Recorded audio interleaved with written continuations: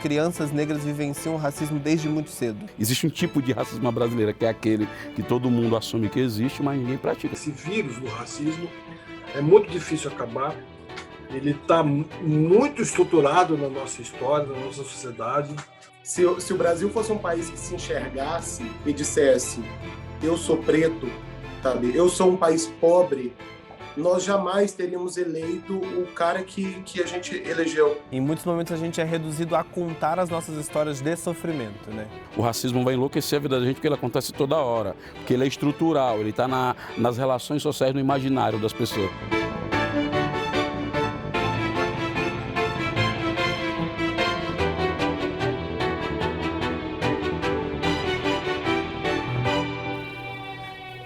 E aí, professor? Tudo bem? Joia? Tudo certo aí, né? Ora, lindo. Descobri que era você aqui, já corri no brechó para preparar o meu visual, que eu não tinha roupa para esse encontro, né? Então... Mas tá todo bonito. E aí, Fred José, como é que tá, cara? Bem? Tudo bem? Tudo bem? João, como é que você tá? Tudo Certinho? bem? Tudo bem, ótimo, tudo ótimo, bem-vindos. joinha. Olá, eu sou Luiz Felipe Dávila, cientista político, fundador do CLP, o Centro de Liderança Pública. Em parceria com o Estadão, este é mais um episódio da série O Lado D.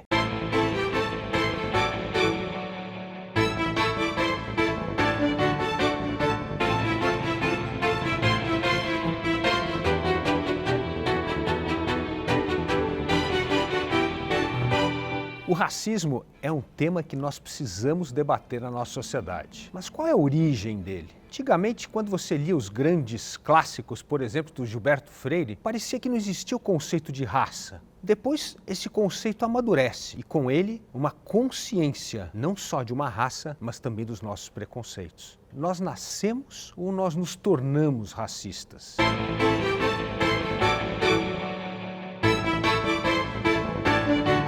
Esse é o tema que hoje eu convido você para participar dessa conversa com duas grandes figuras. Preto Zezé, presidente da CUFA, da Central Única das Favelas, que vem fazendo um trabalho extraordinário nessa pandemia. Parabéns, hein, Preto Zezé, pelo teu trabalho. Possibilitar, por exemplo, pegar os negócios de gente preta e botar dinheiro. Porque o Emicida ele levantou, o Emicida ou o Condizila ou o Dex levanta a empresa dele por conta própria, no braço. Estão segurando o Brasil nas costas, pagando uma alta taxa tributária que deveria ser isento pelo tanto que o país os deve. E o João Pedrosa, que além de ex-BBB que todo mundo conhece, ele é professor. Uma das profissões que tem que ser mais valorizadas no país para a gente sair dessa situação que nós nos encontramos hoje de enorme desigualdade social. E aí na hora de colocar a peruca, o Rodolfo falou assim, nossa, meu cabelo tá igualzinho do João. Que eu fiquei pensando, tipo... Cara, eu não sou um homem das cavernas só porque o meu cabelo é desse jeito, entendeu? Muito bem-vindo, obrigado. João, muito bem-vindo, Preto Zezé, para o nosso bate-papo. Essa consciência da raça, quando é que isso começa a surgir em vocês? Quando que vocês descobriram ou internalizaram esse conceito forte de raça? Olha, eu sou filho de uma mãe branca e de um pai negro. Então, desde pequeno, dentro da minha casa, meus pais sempre falaram para mim, você é negro, você precisa saber disso, porque é isso que você vai encontrar lá fora. Então, por mais que fora da minha casa, as pessoas ao mesmo tempo sempre viraram para mim e falaram, olha, João, você não é tão negro assim, né? Porque sempre acontece isso, né? Na minha família, eles sempre falaram pra mim, tipo, você precisa reconhecer isso, porque é reconhecendo isso que você vai conseguir se defender. Que eu costumo dizer que as crianças negras vivenciam o racismo desde muito cedo. Eu acho que é um processo de reconhecimento que ele está sempre existindo, né? Ele não tem um marco único que fala, foi nesse momento. Ele está sempre acontecendo e sempre sendo ressignificado. Ô Zezé, o que o João está dizendo aqui que teve um estalo para ele, assim, o pai dele chegou e falou, cara, você é preto, então você tem que ter essa consciência aqui desde cedo. Não foi que você foi descobrindo, isso veio da sua casa, né? Veio ali um sinal forte, né? E como é que foi com você? Comigo foi aos 15 anos de idade, porque tem uma coisa com racismo no Brasil, que é um apagamento histórico, é a construção de um enredo em que a gente some de tudo, né? Exato. As pessoas falam sempre do 13 de maio com a princesa Isabel, mas ninguém pensou que foi o dia 14 de maio, onde a gente foi despejado sem terra, sem dinheiro, sem indenização, sem nada. Ainda colocaram uma plaquinha de que a gente era um escravo liberto e proibiram a gente de se reunir. Foi criado o Código Penal, foi construído um discurso na academia, na ciência, inclusive para justificar inferioridade, sistema de justiça estruturalmente todo montado para legitimar essas leis.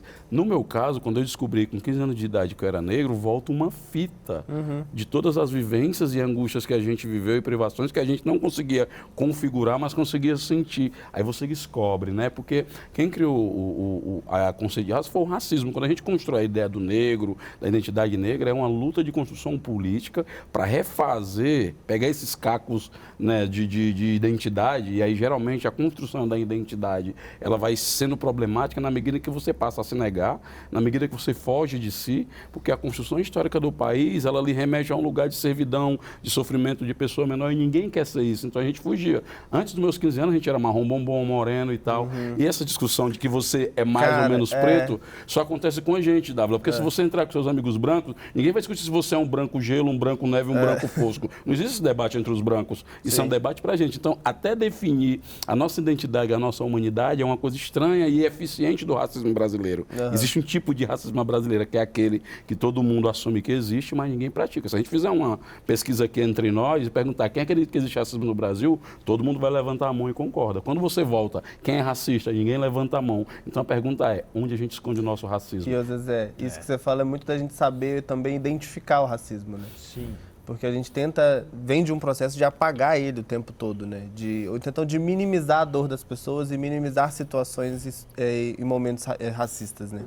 Então acho que a gente precisa realmente saber identificar na nossa fala, na nossa casa, na mesa de bar, em todos os lugares que a gente estiver, saber identificar e revidar no momento, né? Assim, porque eu acho que é esse processo que precisa ser feito. Eu acho que o fundamental é você entender, no debate sobre racismo no Brasil, que é o país que mais traficou escravizados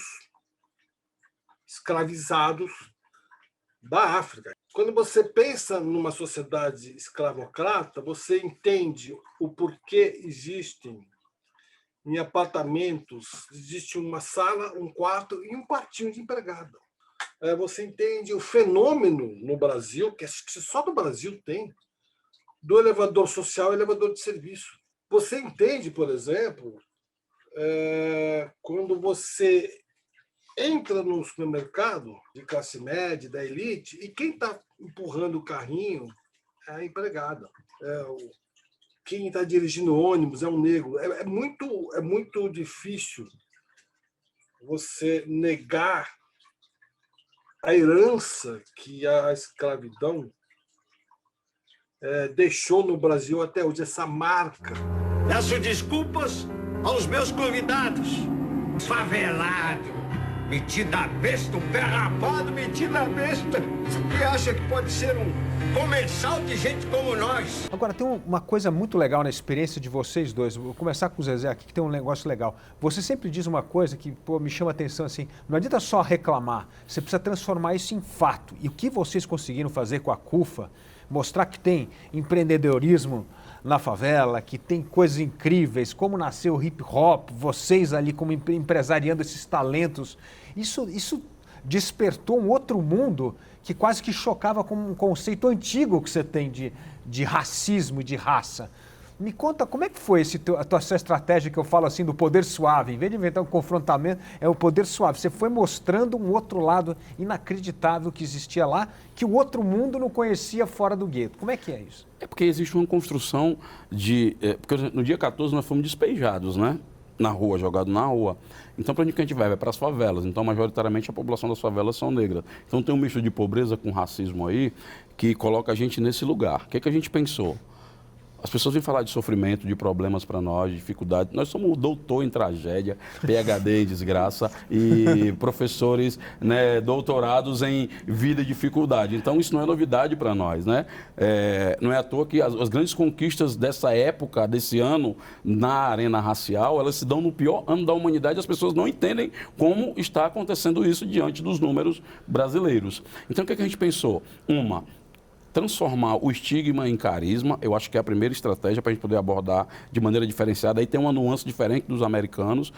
A segunda é como é que a gente possibilita o protagonismo de pessoas pretas numa agenda que não está resumida só a racismo. Eu não quero ser chamado para discutir só racismo. Às vezes eu falo, porque você vem só para a agenda de racismo, porque infelizmente a sociedade ainda impõe somente essa janela para a gente abrir e botar a cara, mas a partir dela eu trago outras questões, né? E a outra foi a gente poder perceber a potência que existe nesses territórios com essas pessoas, mesmo nessa situação. Às vezes as pessoas falam, o Zezé morou na rua, viveu isso, comeu lixo, agora está aí presidente da CUFA, posse na sede da ONU. Eu acho que o exercício não é de reconhecimento da meritocracia, como se a maioria dos meus pares não chegaram porque não quiseram. O exercício é o contrário. Se o Zezé não tivesse passado as privações, as perdas, a dificuldade, perder a infância trabalhando moleque na rua, minha mãe sofrida segurando uma onda total, protegendo a gente, onde é que o Zezé estaria? A gente deveria fazer o exercício contrário. Não é onde ele chegou, onde é que ele estaria se não tivesse passado por isso. Porque senão a gente cai sempre num debate, que eu estou vendo, inclusive agora é mais atual, de que a gente negra só pode ser reconhecida depois de passar por um processo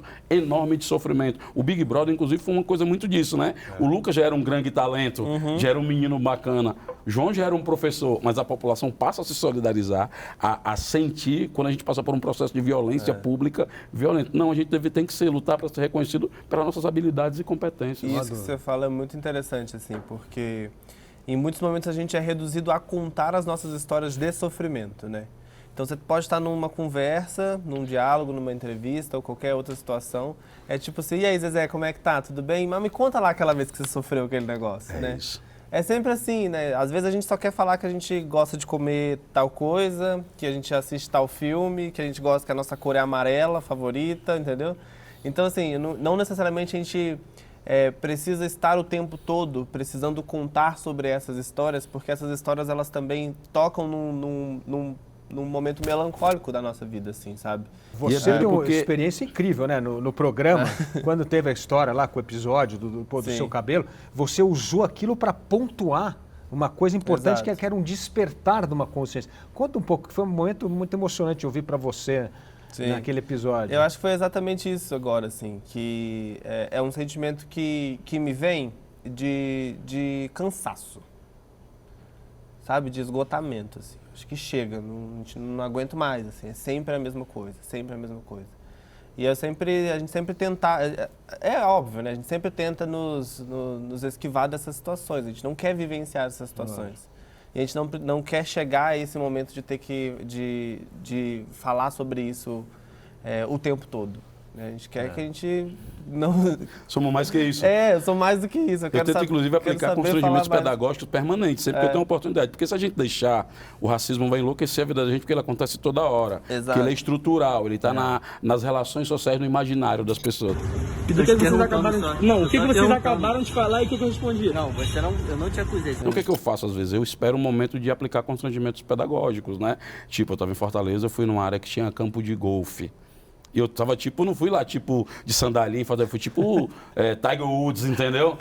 Aquela boininha que eu tenho da Kengo e tal, e tô lá. E o cara grita de longe, ei, traz o taco aí. Eu ouvi aquele negócio distante. Aí você olha pra você e fala, uai, mas... Aí eu deixei pra lá, né? Cara, você não... Daqui a pouco vem um cara no carrinho, João, no campo. Você trabalha aqui? Você é de qual parte aqui? Aí eu falei, eu sou da parte que é o proprietário e eu acabei de adquirir esse campo de golfe e hoje eu quero jogar sozinho. O cara... Não, desculpa, ou seja, aí o cara cai na real, e tem vários casos assim, legal. Porque como a gente transita agora nesses espaços mais, onde as pessoas não estão acostumadas a ver as pessoas pretas, nós somos invisíveis, nós estamos sempre por trás da cortina, nós estamos sempre servindo o café, nós estamos sempre na segurança, então as pessoas ainda não estão preparadas, porque essa é uma construção que tem que ser desconstruída, já que a gente aprendeu, a gente desaprende e aprende outros valores, que é da ideia do negro de servidão. Esse é o maior legado da escravidão no Brasil. Uma ideia de que, não, o cara chega na sala de aula, oi, eu queria falar com o professor, João, não, o professor sou eu. Exato. Essa situação já aconteceu comigo uma vez mesmo, assim. Eu tava lá, tinha uma situação com um aluno meu que tava, né, me gerando várias coisas na escola, enfim, alguns problemas. Aí eu falei, vamos chamar uma conversa. E aí tinha uma mesa, aí sentou o aluno, os pais do aluno, a diretora, e eu tava um pouco atrasado, porque, né, morava em outra cidade e tal. E aí eu cheguei, e tinha uma cadeira que era a cadeira do professor, porque tava todo mundo só esperando o professor chegar para ter a conversa, né, e tal. E aí eu cheguei, sentei na cadeira e fiquei lá, e aí, gente, tudo bem?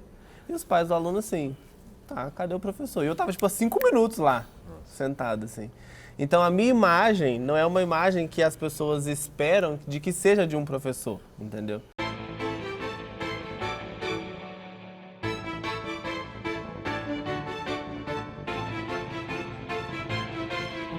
A primeira coisa que eu diria é, vai fazer terapia, porque não se resolve as coisas jogando elas para debaixo do tapete. Se resolve as coisas assumindo os seus BOs e criando políticas que resolvam a cagada que foi feita no passado. Mas a grande questão é que, geralmente, pessoas que precisam muito fazer terapia precisam fazer para parar de causar dor no entorno. Então, o Brasil precisa fazer terapia para parar de causar tanta dor e fingir que não é com ele, que não foi ele, foi sem querer.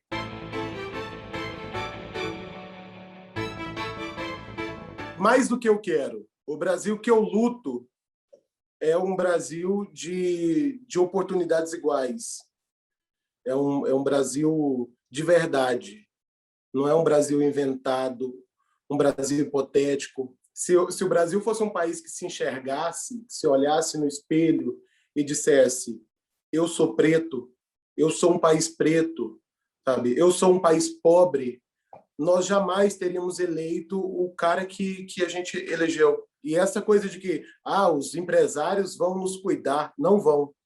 Tá? O povo preto já foi propriedade de empresários e não foi cuidado. Então, eu acho que o que a gente precisa agora é Estado cuidando com carinho, porque o povo preto nunca foi cuidado. Então, o Brasil que eu quero é um Brasil onde o povo preto é cuidado, onde o povo pobre é cuidado e tem as mesmas oportunidades daquele 1% da nossa população. Uma coisa importante, a pandemia, né Zezé, está furando um pouco outra bolha, a bolha de enxergar com a realidade nos lugares onde se mais sofre no Brasil. 20 milhões de pessoas voltaram à pobreza e muitos deles, evidentemente, pretos. Mas isso criou também uma conscientização do outro lado que não dá para só cruzar o braço e esperar o Estado. Você acha que isso vai ajudar a amadurecer essa consciência ou você acha que isso é uma coisa momentânea que pode voltar ao velho curso depois? Quando esses dias fui perguntado se as pessoas, jornalistas perguntando, quando é que você acha que a gente volta ao normal? Eu disse, eu não quero que volte ao normal. Né? Mas como assim, gente? Eu disse, porque o normal era a gente naturalizando essa realidade que a gente está vendo hoje. Estava passando batido. Estava passando batido que a gente tinha dificuldade no acesso à saúde. Estava passando batido que a gente estava morrendo de uma porrada de doença. Quem estava passando fome, quem está com uma dificuldade. Hoje ninguém mais pode dizer isso. Hoje essa realidade convoca a sociedade brasileira a tomar uma decisão. Nós vamos enfrentar essa desigualdade que produz todo tipo de absurdo e bizarrice ou nós não vamos? Nas questões, a CUFA, assim, mais de 20 anos, a gente nunca pediu dinheiro, comida, a gente nunca foi a público fazer isso. Sempre foi uma instituição de ação de soluções dentro das favelas. Quando a gente vem nesse momento fazer isso, é porque não tinha outra alternativa que a gente não ia deixar os nossos pares morrerem literalmente de fome, sem nada, e a gente ficar ali olhando, não dava.